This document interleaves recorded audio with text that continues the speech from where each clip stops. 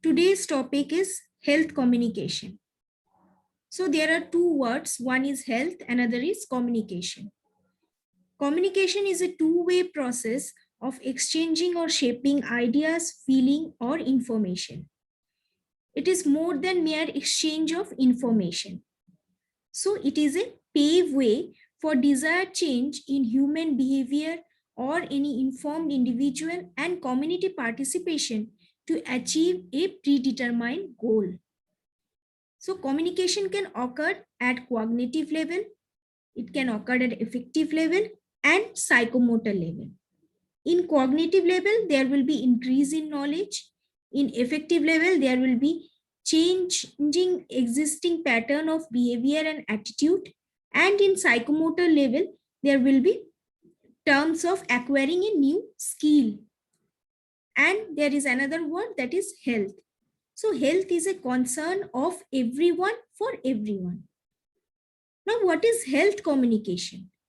Health communication is often used synonymously with health education, which can be outward as well as can be downward communication of knowledge.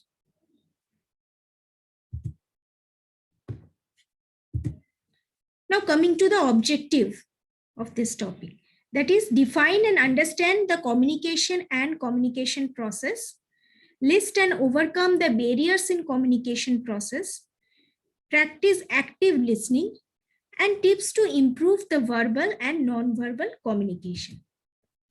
So, what is communication? As I have told previously, that is the art of transmitting information, idea, and attitude from one person to another.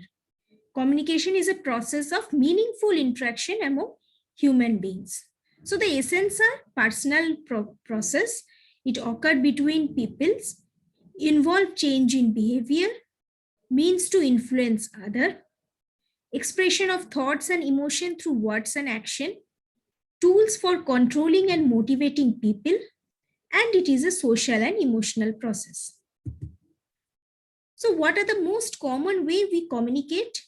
We communicate by spoken word, by visual images, by written words, and by body language. Now coming to the types of communication. It can be one-way communication or didactic method, that is the flow of information from the communicator to the receiver or the audience. But one of the familiar example is the lecture methods which are used in the classroom. But it has few drawbacks. What are the drawbacks? That is the knowledge is imposed, the learning is authoritative, little audience participation, no feedback, and does not influence the human behavior. Now, another type of communication, that is two-way communication or Socratic method. Here, both the communicator as well as audience take part, and learning is active and democratic. It is more likely to influence the behavior. And here, the audience may raise questions, add their information, ideas, and opinion to the subject. Next is the verbal communication. That is, the communication has been by words. It is more persuasive and loaded with hidden meaning. It is the most traditional way of communication. And we can say that non-direct or written communication may not be as persuasive as spoken word. Next is the non-verbal communication, which include bodily movement, posture, gesture, and facial expressions like smile, raised eyebrows, frowning, staring, or gazing. Even silence is a type of non-verbal communication, and it can speak louder than words. Now, downward communication, it is highly directive from senior to subordinates, to assign duties, to give instructions, to inform or to offer feedback, and approval to highlights problem. Then another type of communication, that is upward communication. It is non-directive in nature, from downward below, to give feedback or to inform about any progress of work, problems, or seeking approvals. Then lateral or horizontal communication. It occurs among colleagues, peer groups at the same level for information sharing among the coordination. And it saves a lot of time. Next is telecommunication. It is very familiar nowadays. It is the communication which extends beyond the written or spoken word. It is by TV, computer, and it has given a new meaning to our communication. Now, telephonic communication is also an example of telecommunication system. It is a point-to-point communication and quite closer to interpersonal communication. Then coming to formal communication, that is the virtually vertical as per the chain go command within the hierarchy. And formal communication always follow a line of authority. Informal communication, that is free to move in any direction. And like gossip circles are the example of informal communication. Informal communication are more active and formal channel do not cater the information need. Here we can see the hierarchy, that is both the upward communication as well as downward communication. And another picture is showing about the horizontal communication among the colleagues or peer group. Now, what are the components of communication? First is the source or the sender, which send a message or content via channel, and it is received to the receiver or the audience, and again a feedback is sent to the sender. So it is the component of communication process. Now, sender. So sender is the originator of message, and there should be an objective. First, objective should be very, very clearly defined. Then coming to the audience. Audience, again, it should be of interest and need. Message, it should be very much clear and specific. Then what is the channel of communication we are using for sending the message? And it also depends upon the professional abilities and limitation of the sender or the source. Next, coming to the receiver or the audience. All communication must have audience. It can be a single person or it can be a group of people. But without audience, it is nothing more than a noise. And there are two types of audience. It can be control audience or it can be uncontrolled audience. Now, control audience is a homogeneous group held together by common interest. And uncontrolled or free audience who have gathered for motive of curiosity. This type of audience poses more challenge to the ability of the educator. Now coming to the message. What are the criteria of a good message? That is, first, it should be in a line with the defined objective. It should be meaningful and interesting. It should be based on the felt need. It should be clear and understandable, specific and accurate, timely and adequate, fitting the audience, and culturally and socially appropriate. Now, channels of communications. There are three major channels of communication. First is the interpersonal communication. Interpersonal communication is face-to-face communication, and it is more persuasive and effective than any other form of communication. It influences the decision of any undecided person. Next is the mass media, that is the TV, the radio, or the printed media. And this type of communication can reach larger population, but it has one of the drawback that it is a one-way communication, and feedback is also very poorly organized. One of the example which is nowadays used, that is do gaj ki duri, mask hai zaruri. This is the slogan which is used nowadays. It is the example of mass media communication.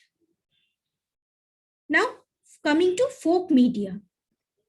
So what is folk media? That is the dance, the singing, the dramas which are being used in different states of India, like Bura Katha of Andhra Pradesh, Hari Katha of Western Indias. These are the example of folk media. And these are very important channels of communication, as it is very, very close to the cultural value of rural population. Then encoding.